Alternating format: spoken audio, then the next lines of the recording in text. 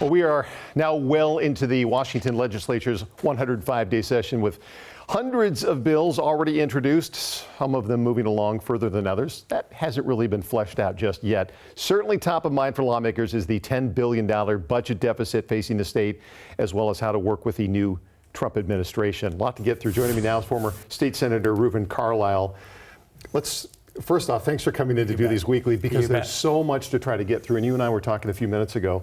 Obviously, the $10 billion state budget deficit is the elephant in the room they've got to deal with. How do they go about that? That's right. Well, as you can imagine, a $10 billion deficit in a $60+ billion budget is incredibly stressful. So look, we have a decrease in revenues, we have an increase in demand, we have inflation, we have all kinds of costs. So all of a sudden, budget writers have to sit in a room and they have to really get serious about scrubbing the numbers. We have a new governor. He's very serious about playing his role and very sensitive about new taxes. And so there's a lot of pressure to figure out how to balance a budget of that size. You bring up the governor. Obviously, we heard from some of his proposals about some tax cuts, and I think a lot of people on both sides of the aisle were a little surprised by that. But again, those are just proposals. It will be up to the legislature to get down to the nitty-gritty and figure out where to come up with that money. That's right. And it's a 105-day session, so as you can imagine, It does take time. The budget season, the budget process is incredibly complex.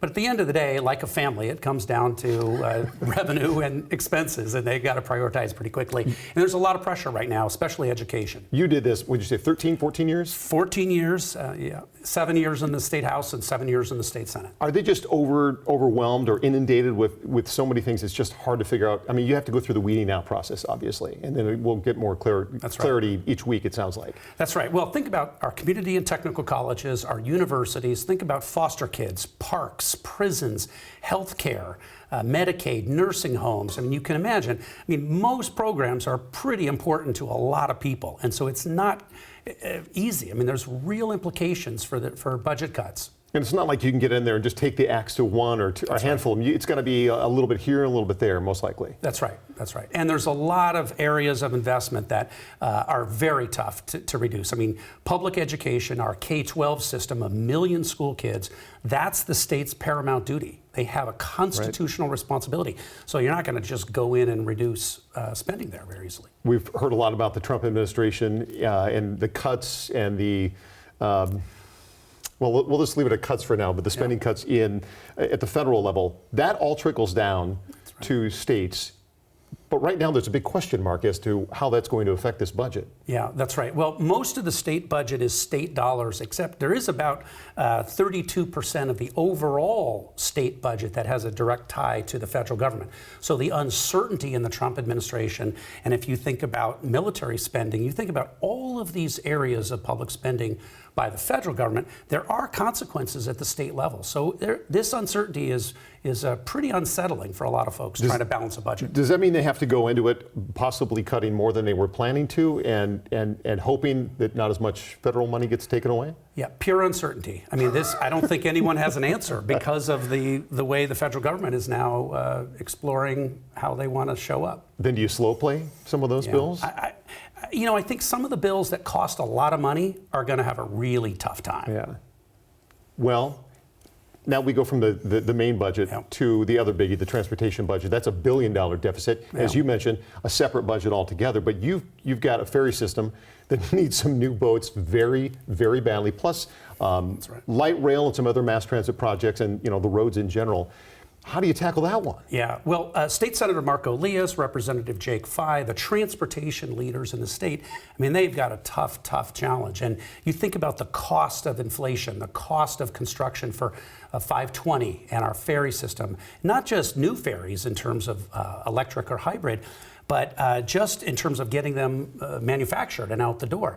Incredibly expensive and increasing in cost all the time. And then you have a reduction in the gas tax, the main source of revenue, because people are driving more efficient vehicles, which of course we want.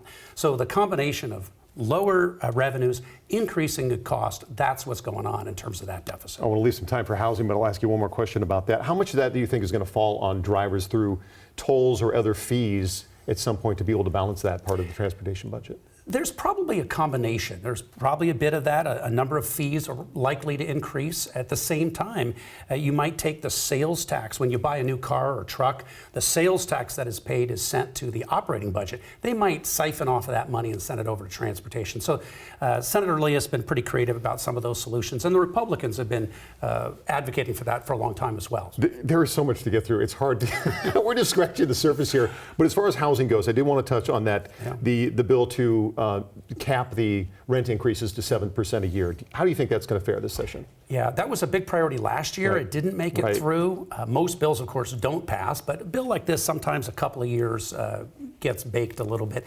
I do think there's a generally emerging consensus that that bill has a real shot, but it'll probably be married with additional density and additional permit reform to be able to build homes faster, as well as additional investment in some the housing authority, things like that. So it'll probably be a grand bargain of sorts that they'll come up with. And again, we'll have a clearer picture next week, and you will be here next week. We will. Always Figure it out. appreciate you coming in. Thanks, Reuven. You bet. Thank you. To see all of our coverage from the first couple of weeks of the legislative session, you can text the word session to 206-448-4545, and we will send you a link.